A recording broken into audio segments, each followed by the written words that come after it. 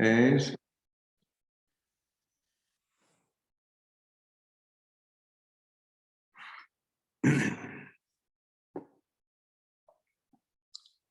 Okay, so I checked in with Bruce and Jill to see what might be useful for the group in terms of a theme or content for the talk, and I think they polled some people, and there was a request to go work around the theme of non-contention and then also dealing with communicating with people who have different ideas and views.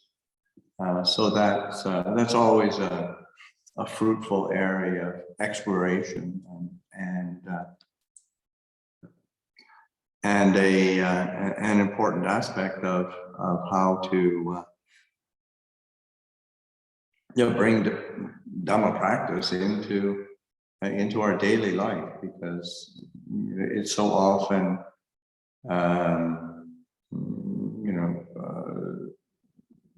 there's sometimes a bit of a distance between our daily life practice and our meditation practice, or what we conceive of as our spiritual practice, but they really do go together. And as Bruce mentioned, like coming up to the monastery, and it's not a retreat situation. It's a living situation, and as say a monastic community, if you want to find people of different views and different ideas, you come to a monastery.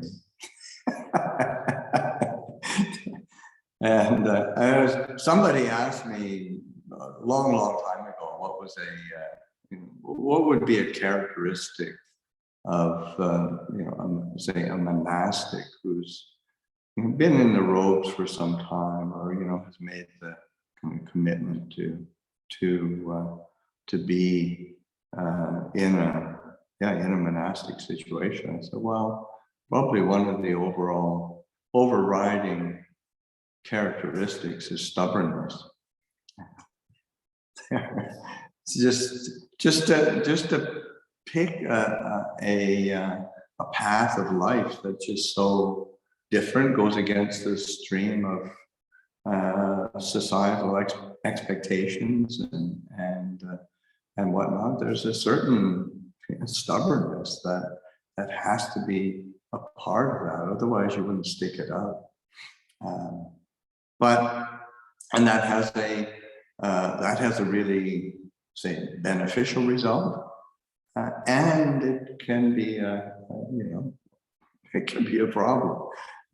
So that learning how to live together, function together, and to not be in contention with each other is very much a part of the monastic training. So that this sense of non-contention is an important quality to be bringing, because it's not as if, when we think of contention, we think of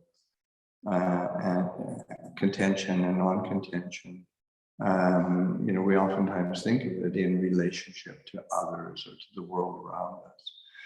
But fundamentally, it's really the person we're in most contention with is ourselves, and that we have to learn how to live with ourselves. So that's really important, and to develop a fundamental willingness to direct attention the quality of loving kindness.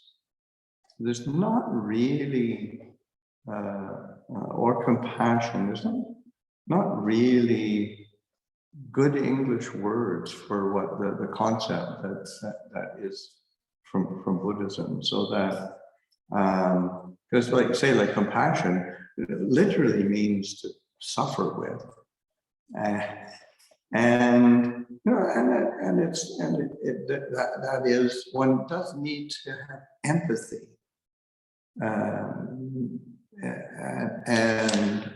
but that sense of taking on the suffering of others, or even taking on our own suffering, can just complicate things. And again, it's a sense of contention.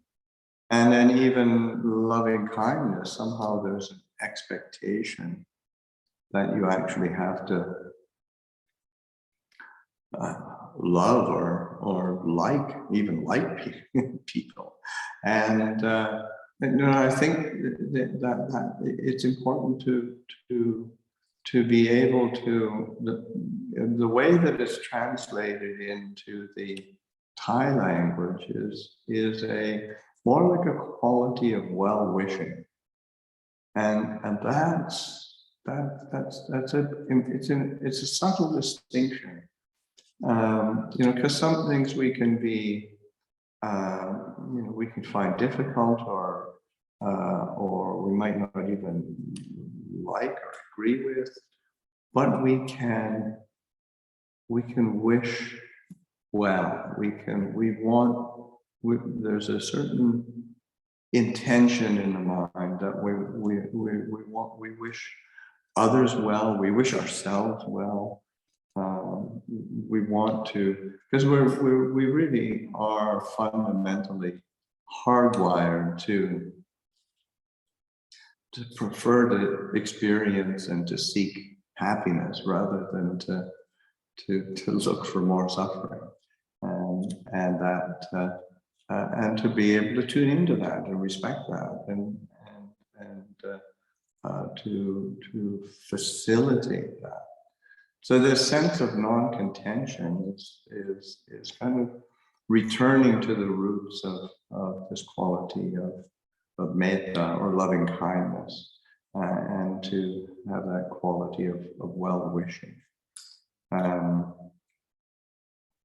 Also in that, and again, so one can wish some others well. You don't have to agree with them to wish them well. You don't, and you realize that we do live in a world of and particularly nowadays, of even more polarized and really complicated.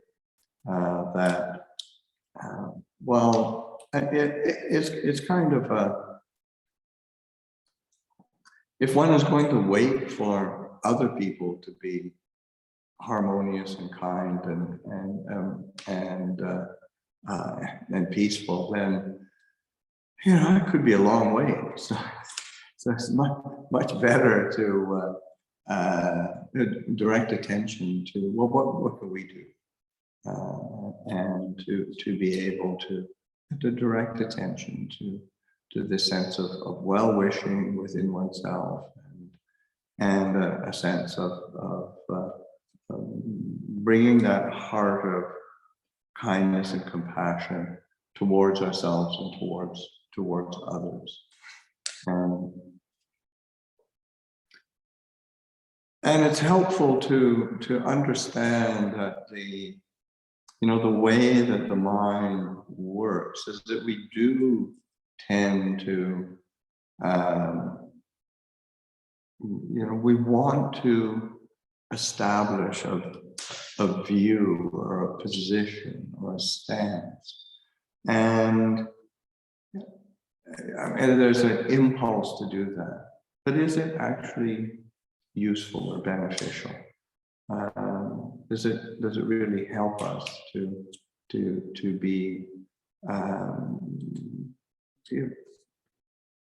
putting a whole lot of energy into holding up a view and a position and a stance. One, it's a lot of energy to do it, and two, it just ties the heart in knots. And just being able to not get caught by that tendency of that habit, and certainly the world expects that, and particularly in America, Western cultures, they really do almost require it as a part of human existence. And you realize that, well, no, that's an option. And it's not a great option, actually.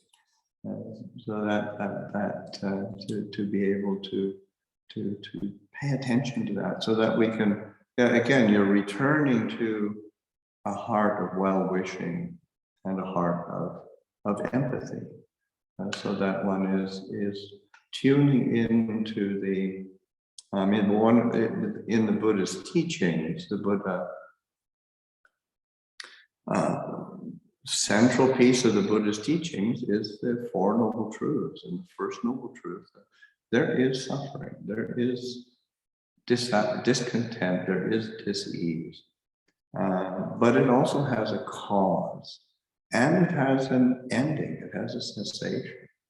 So that to be able to recognize, and there is a path leading to its cessation, so that to be able to acknowledge or recognize when the heart is caught in contention, or when it's caught in a view, or when it's taking a stance on something, is it leading to my own and others' well-being and happiness, or is it leading to my own and others' suffering? And it is. You should realize, well, this is suffering, and that isn't blaming. It's just sort of recognizing, and then looking at that. Well, what's the cause? What do we want out of this? We usually want somebody to agree with us. We want the world to kind of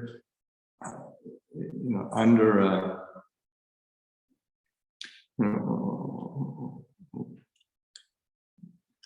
we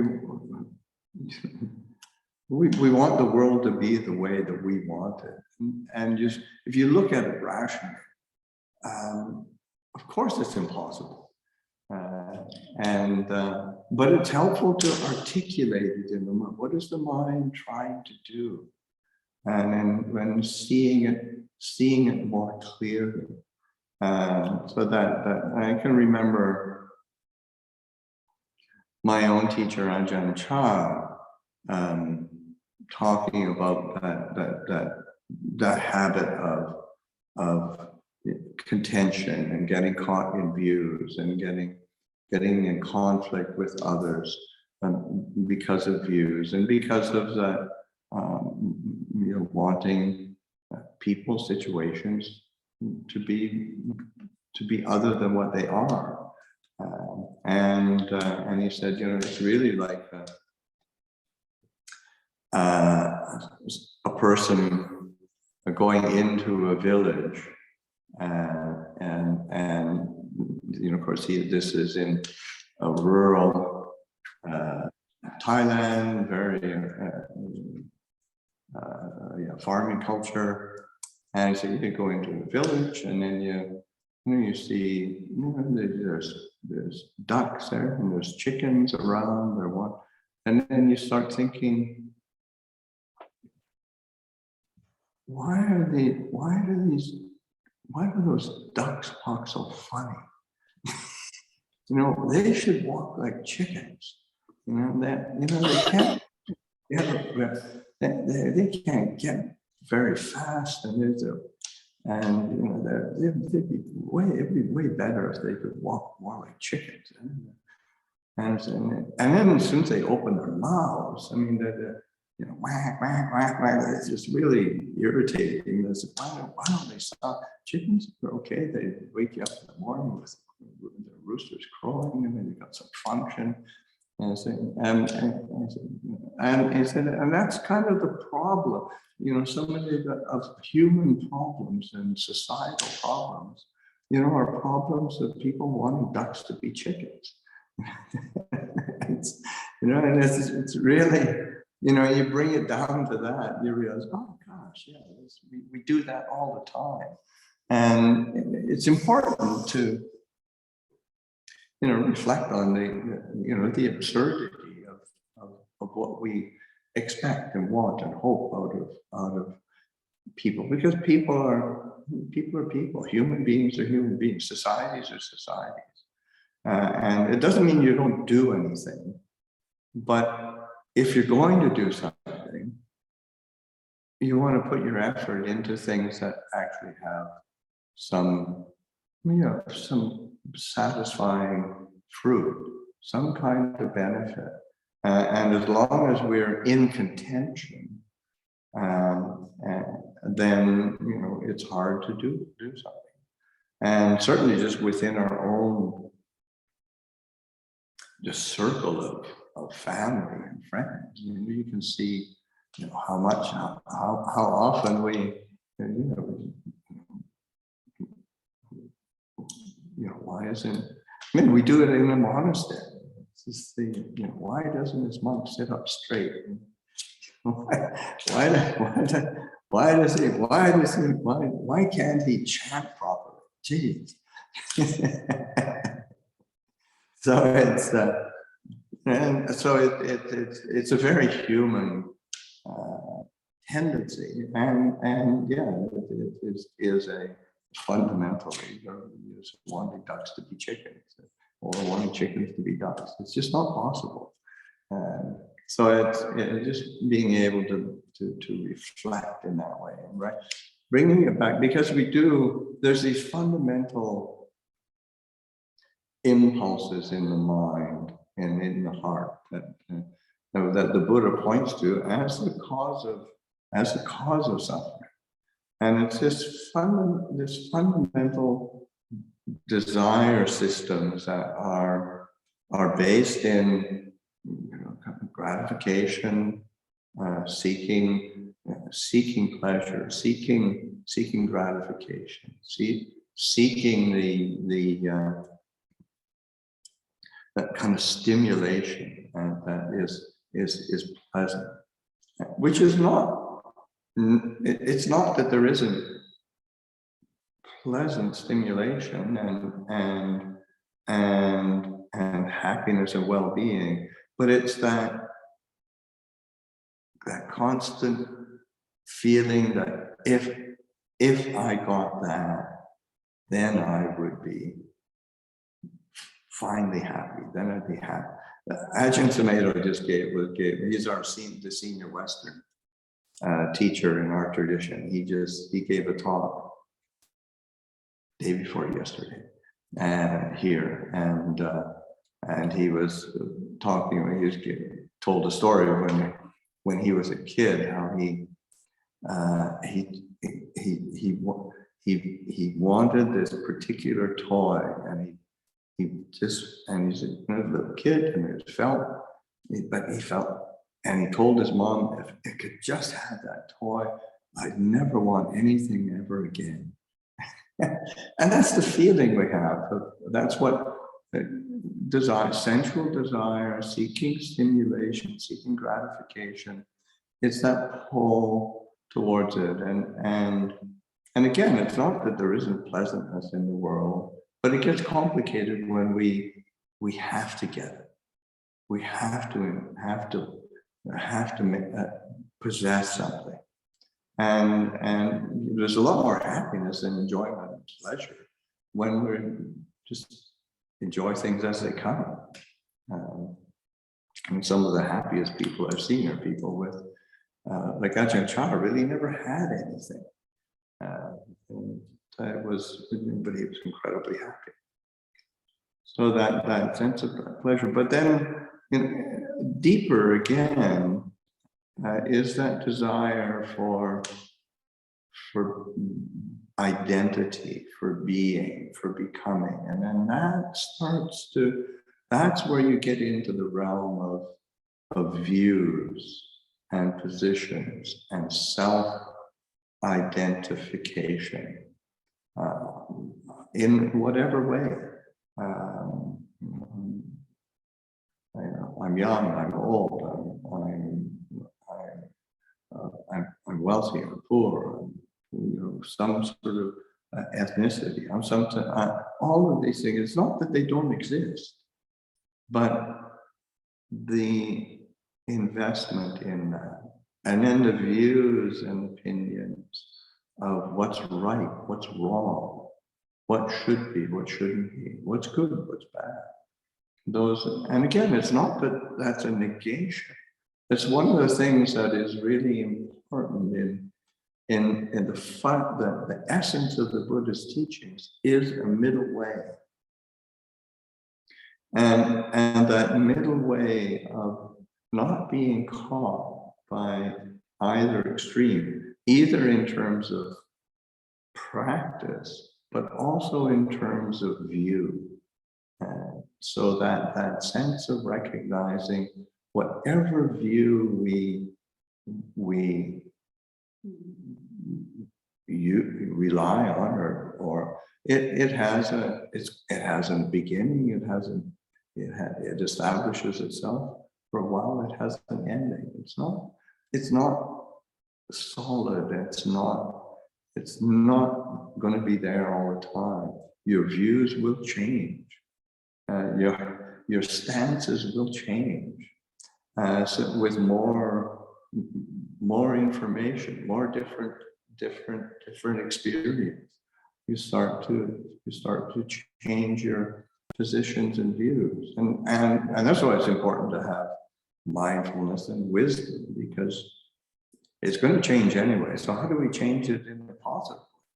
How do we change it in a really wholesome and beneficial way, so that it does create a support for one's own well-being and happiness, and the well-being and happiness of others? And that's something that the Buddha really emphasized. It was always couched. Say the results of our practice are always couched in the what does it do for ourselves? What does it do for others?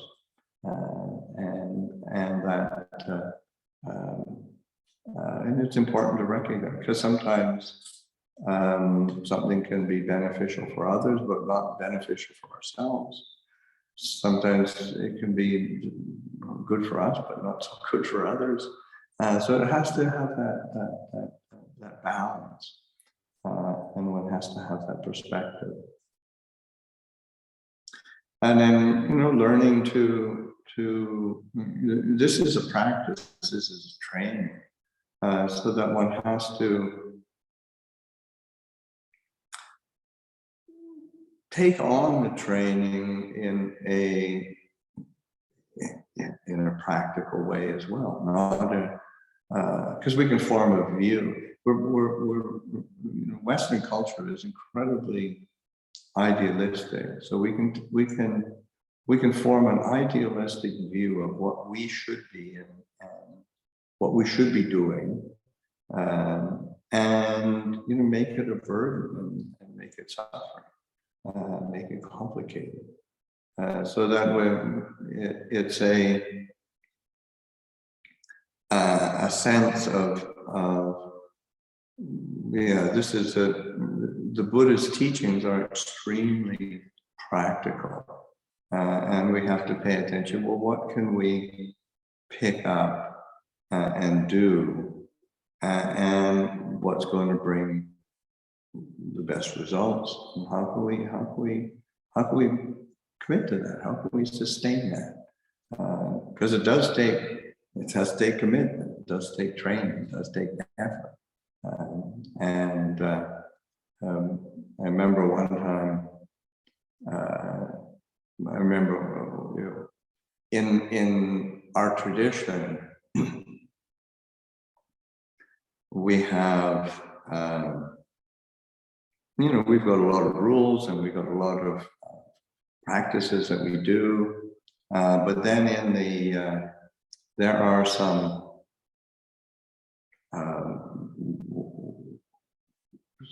kind of further ascetic practice, stricter practices that are optional, that can be taken on. And oftentimes, especially in Thailand, at the beginning of our 3-month range retreat, and sometimes monks will, it's kind of like a Buddhist Lent, where they'll take on a certain practice that's a bit stricter, a bit more focused. And some of these a lot of it is sort of extra simplicity, extra renunciation. And remember Ajahn Chah sort of talking to the community and saying, okay, we're going to be entering the range soon, and there's these 13 renunciant practices that people can take on if they're interested, wish to. Is anybody interested? And then there's this young American monk whose sort of hand shoots up. I want to take them all. And Ajahn Chah said, well, maybe you might not do all of them. Just take one. And I remember saying, you really have to sort of see what your capacity is, because you might think that you're like a 10-wheel dump truck, but you're just a little wheelbarrow.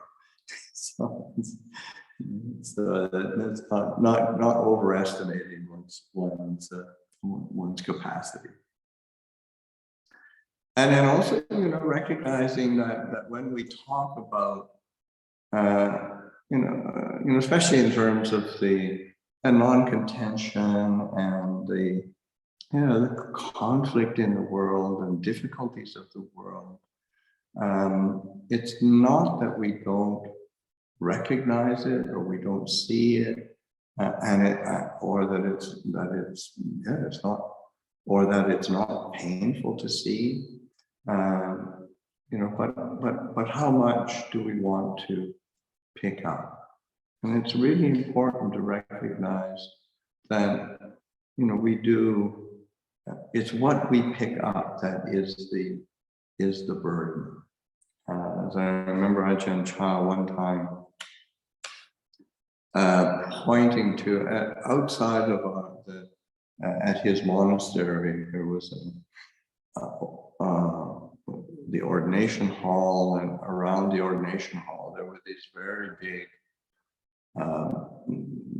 boundary stones these were very ancient, brought from the Cambodian border, and they're very big, and they had to get big cranes and trucks to bring them in. But he asked this one monk, he said, there, that these stones heavy? And the monk looked at him and said, yeah, they're really heavy. They're really big. He said, they're not if you don't pick them up. If you don't try to pick them up, they're not heavy. They're just stones. So, that's similar, other people are other people.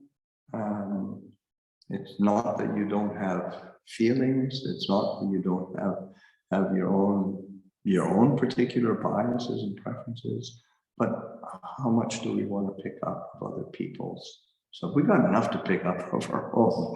And so there's being able to have some clarity around that. The world around us, the society around us is very, very similar.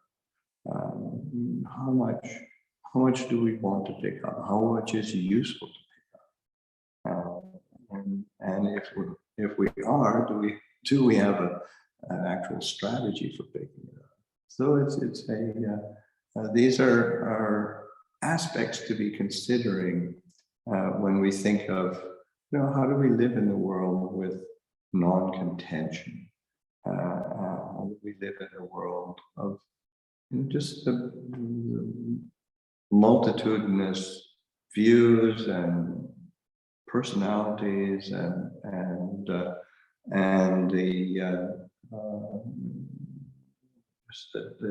it's a huge array, and we do have to exercise wisdom, discernment, and real clarity, mindfulness, to not get caught by it, because it's the nature of the heart is to feel things, and I remember Ajahn Chah one time saying, the language of Dharma is the language of feeling. So that what you feel, you have to pay, it affects us. And you want the Dharma to work in a way that you can feel comfortable, happy, at ease, peaceful, steady. And it can do that when we engage with the practice skillfully. So anyway, I'll offer that for reflection this evening and open it up for questions if anybody has any questions.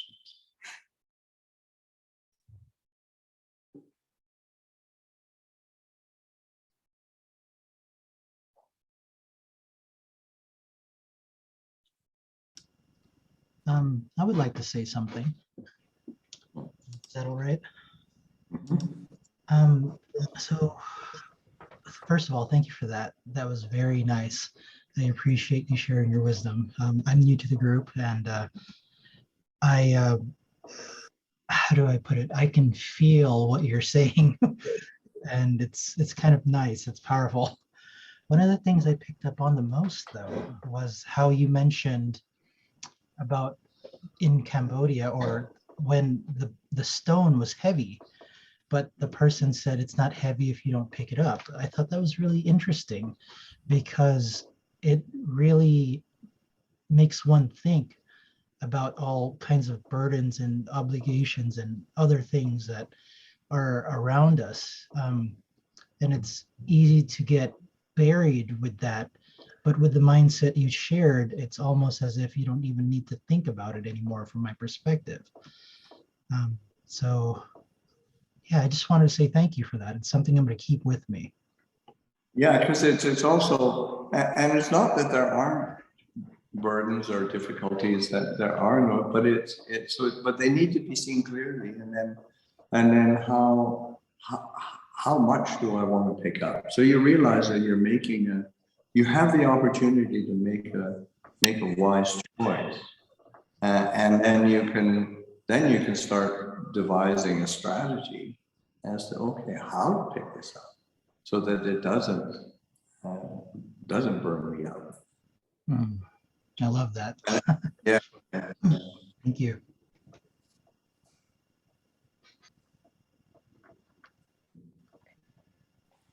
I'd like to ask a question.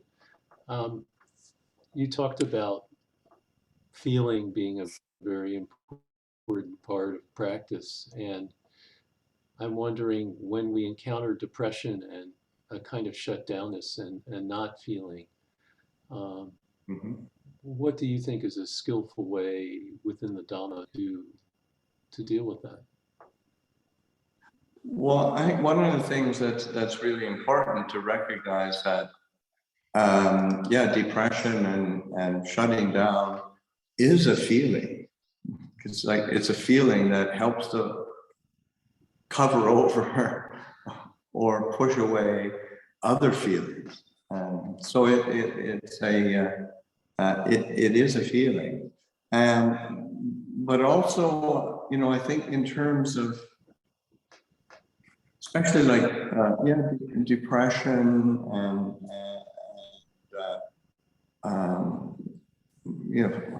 being overwhelmed and shutting down.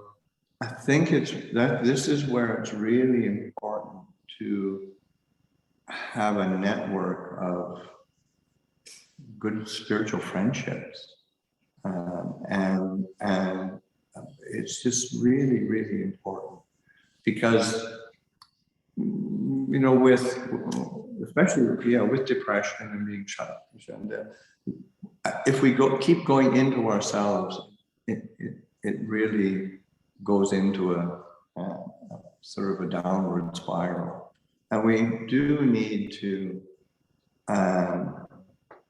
connect with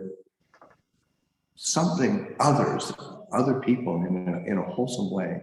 So this is where, say, from a Buddhist perspective,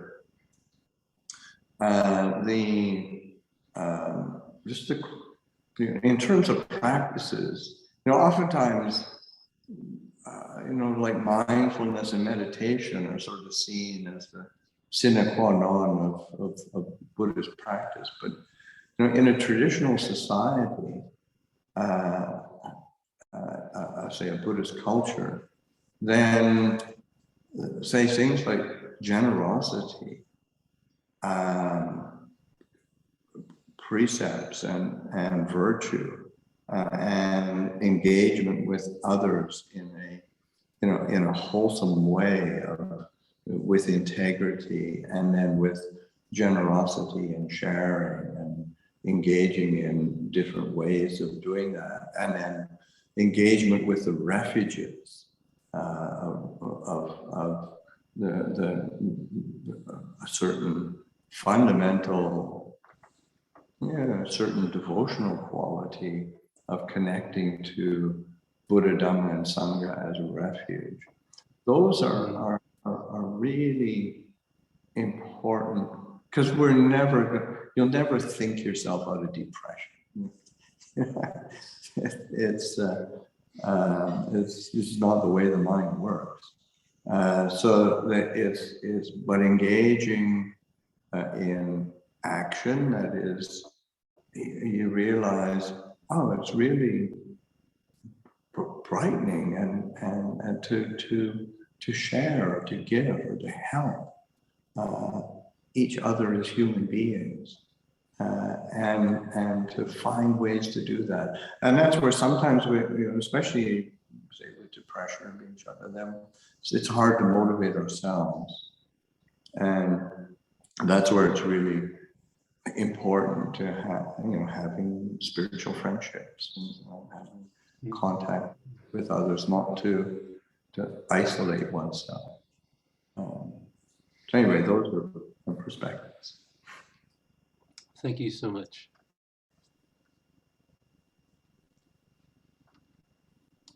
Go ahead, Matt. Well, your hand was up first, but I guess I can go. Thank you, Venerable.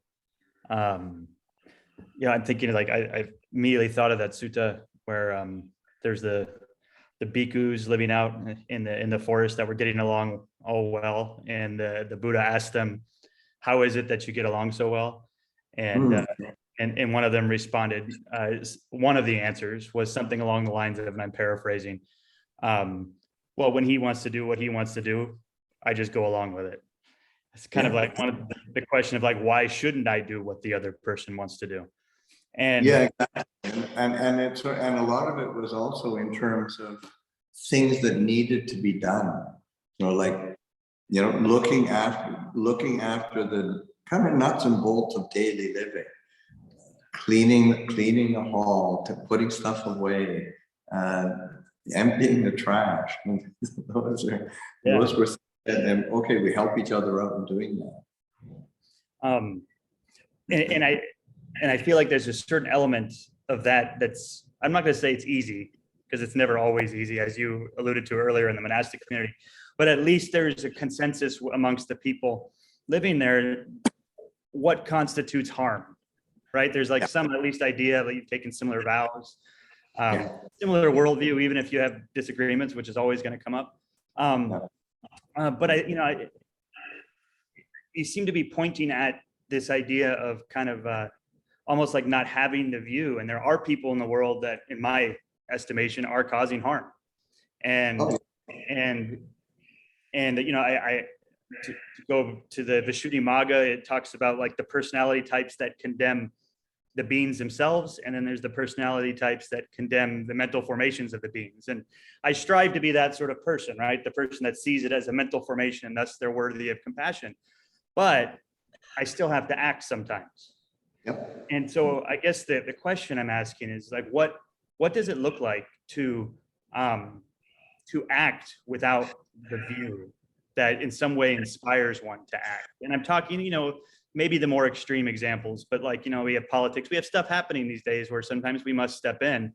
And how do we do that? What's the mind look like when it's not clinging to a view? Well, I think one of the things is because again, the mind tends to assume a stance of some sort, and to not hold to a view doesn't mean that one doesn't have a view, and so that one can have a view and one can have a preference, but it's sort of like, I don't. If I hold to that, it's just going to make things messy. So that it's looking at, it's being able to hold maybe it's like trying to hold the goal as as your motivation, as opposed to the resolving or getting caught in all of the dissonances that take place. So it's like realize, oh no, I need to set aside my own bias and be able to work with this person in order to achieve a goal that's a benefit to myself and benefit to others. And so that for myself, since coming to America, I've had much more just the nature of being here and the newness of Buddhism and the and Buddhist monasticism is really new. So I haven't really engaged in that many social endeavors. When I lived in Thailand, then it's just sort of part and parcel of being a Buddhist monk and being in a position of leadership, because you're looked to as not just a religious leader, but a societal leader. So it was so much more engaged. And then I particularly put a fair bit of energy or effort into environmental work and protecting forests, because, I live in the forest, so I've got a vested interest. But also just seeing it within the society and culture, just how rapidly the nature is being impacted. So and when you do that, then you've got to engage with all sorts of different people who, like I remember one time, engaging with political leaders who I really wouldn't trust them as far as you could throw them, but they were willing to help. So it's kind of okay. I set my views aside, and it had quite a beneficial effect. And they got to do something that they really, they could really look back at the time. They were quite happy to, it's quite a source of happiness for them, or delight, to do something positive. And so, it's a mixed bag, but you do, because you are engaging with people and engaging with the world. So but that sense of setting aside one's own particular bias or preference in order to accomplish something that's of a greater good. And it doesn't mean that one, again, one doesn't have a view or a bias, but it's important that we recognize it and say, well, it doesn't need to be followed. And sometimes you have to trust yourself and say, okay, I need to pull away from this situation with these people because my view doesn't align with them. But those are you have to trust wisdom and trust yourself. And sometimes you get it wrong, and you have to be willing to learn.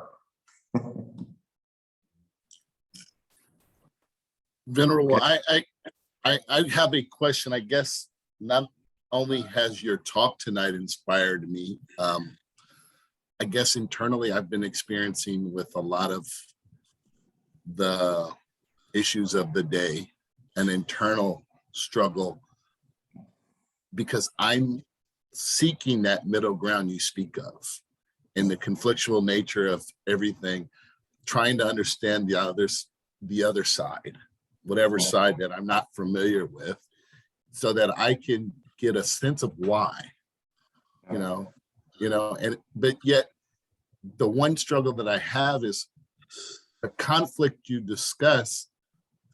In many cases, I feel as if my existence in this form is the conflict. And if you could relate it to, because I related in my mind and how amazing these individuals are, the monks in Tibet, and how their existence in and of itself is a conflict of the government in which surrounds them and encompasses them, yet they don't seem any of the bit involved in all the conflict and divisiveness that occurs. So I would really like to be like them, yet I feel under attack and I don't know how to be that way. Well, again, it's you have to try. You work with being the wheelbarrow first, and without trying to think you should be the 10-wheel truck. It's little by little. It's so important to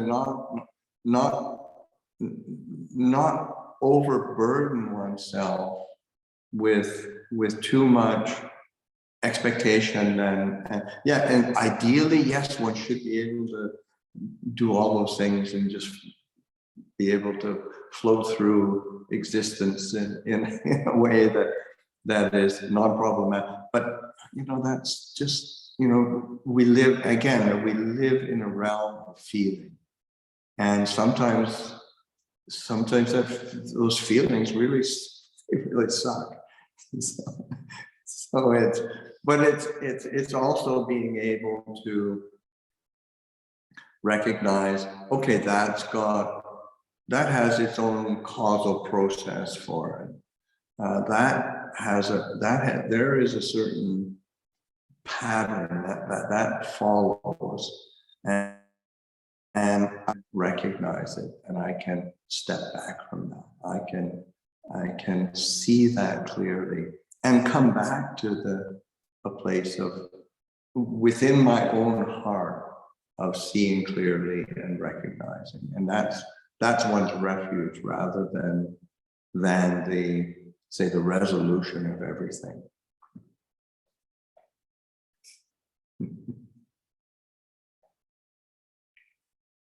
Yes, Jeannie. You're still muted. Oh, Lori, you are first. Go ahead. Okay, great. Lori, go ahead. So I just have two little questions. I'm new to the group for 6 months, and somehow everyone speaking every week is like seeping into my subconscious and into my heart. And without even thinking about it, I'm just changing in new ways. And observing things in new ways and thinking in new ways. And so I let a couple of clients go a couple of weeks ago, and I bumped into one today in the city. And then I texted her afterwards. I was busy walking dogs. She was on the other side of the street. And I texted her and she didn't get back to me. And then I'm very analytical, and I'm thinking, you know, why can't we have an honest conversation? Why can't we be adults? Why can't we just talk this through? You know, why can't people be reasonable? What is she thinking? What don't they realize I, you know, asked them for 9 months, you know, hey, there's a problem. And so I was spiraling a little because I had an insane day that was crazy. And each crazy thing that happened, I just laugh. Laughter is the best medicine. So I laugh. I'm like, this is preposterous. And I just laugh my ass off and go to the next house. But I started spiraling a little in my sick head. And I was driving and I said, what would the Buddha do? And then I said, am I supposed to say, what would Buddha do? Or what would the Buddha do? So I don't know if I'm supposed to say either, but this question came in my head. What would the Buddha do? And so I said, oh, the Buddha would have compassion in his heart for this person, because they're where they are and I am where I am, and I can't have expectations of others, and I need to accept everybody exactly where they are. And so I used my intellect and my head and my wisdom and my compassion in my heart, but not blaming her like, oh, poor her, she can't meet me at my level. I had a mature compassion, like, oh, that's where she is, and this is where I am. And then I just let it go. And as soon as I did that, she texted me and said, we should talk. So it was very funny. And then one other thing, I'm having an issue with a younger person that's close to me.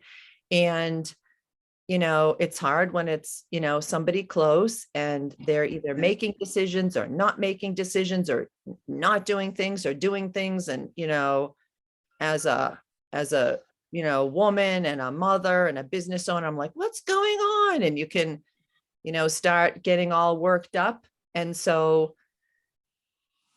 I want to know, is that like the teaching of Buddhism, or one of them, that I'm supposed to just know that every other person, which I already know this, but when it's close to home or it's personal, or you're having a bad day, or you're taking on the world's problems because you read world news 12 hours a day like I do, I got to cut back.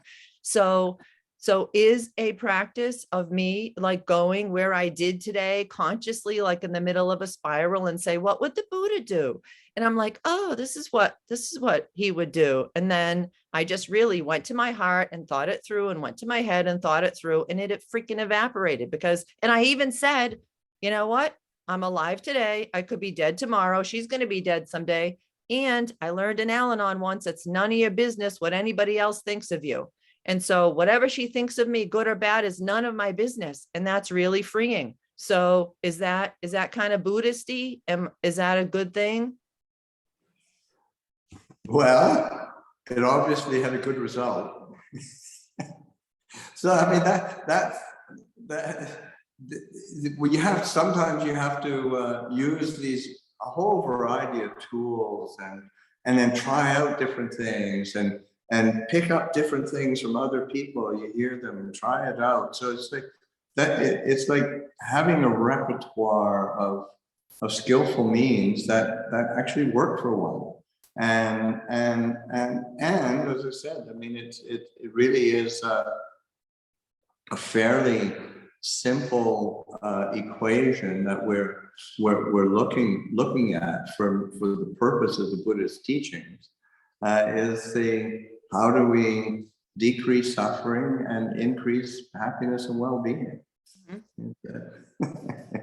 Okay. Yep. There you go. Yeah. So it's all good. Okay. Thank you. One last little question is like, what do we call you? Like, I call you Ajahn, but I noticed others had some different names. So is there one that's appropriate, or one you prefer? Or Well, I think the easiest one is Ajahn, because it's that's what's usually on the papers, and people there. I mean, there is what Bruce and Jill called me, was Lumpur, which is basically what that means. It's more of a familiar and respectful term for somebody who's really getting old.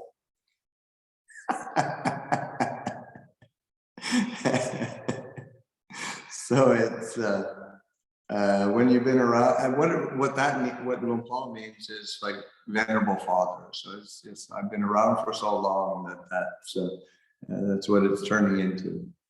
And yes, exactly, with Lumpur's tomato. So it's like a familiar. It's a Thai term. Ajahn is it goes across the board. It's a Thai kind of pronunciation or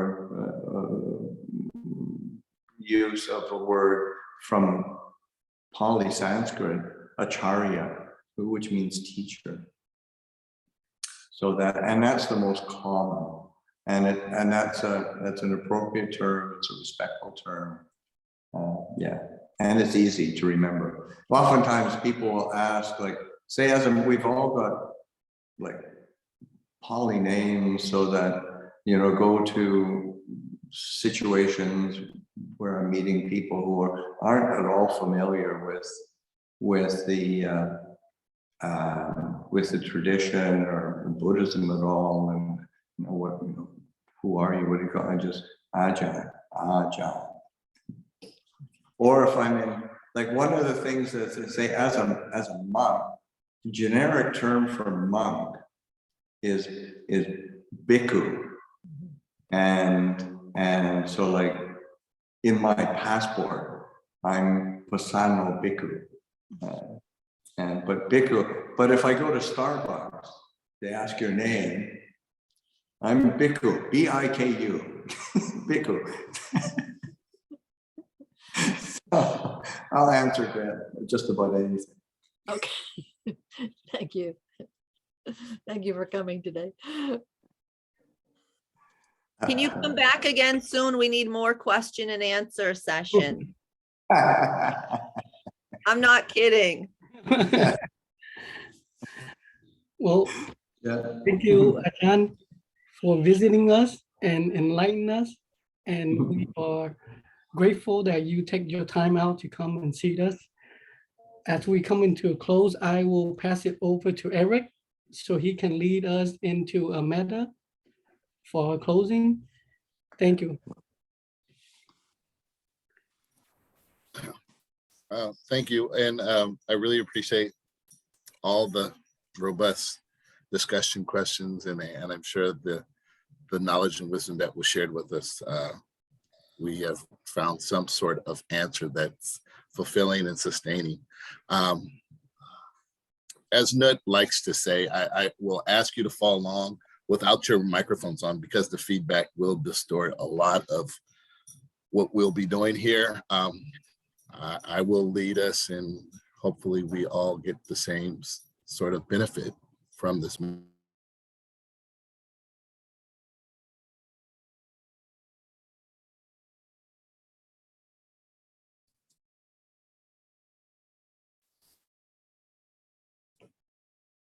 Excuse me. My heart fills with loving kindness. I love myself. May I be happy. May I be well. May I be peaceful. May I be free. May my family live in loving kindness. May I love them. May they be happy. May they be well. May they be in peace. May they be free. May my friends live in loving kindness. May I love them. May they be happy. May they be well. May they be in peace. May they be free. For all my brothers and sisters who face adversity or incarceration. May they live in loving kindness. May I love them. May they be happy. May they be well. May they be peaceful, and may they be free. To all of my enemies, may they live in loving kindness. May they be well. May they be peaceful. May they be free. May all beings in the universe be happy. May they be well. May they be peaceful. May they be free. If I have hurt anyone knowingly or unknowingly in thought, word, or deed, I ask for their forgiveness. If anyone has hurt me knowingly, unknowingly in thought, word, or deed, I extend my forgiveness. May all beings everywhere, whether near or far, whether known to me or unknown, be happy. May they be well. May they be peaceful. And may they be free.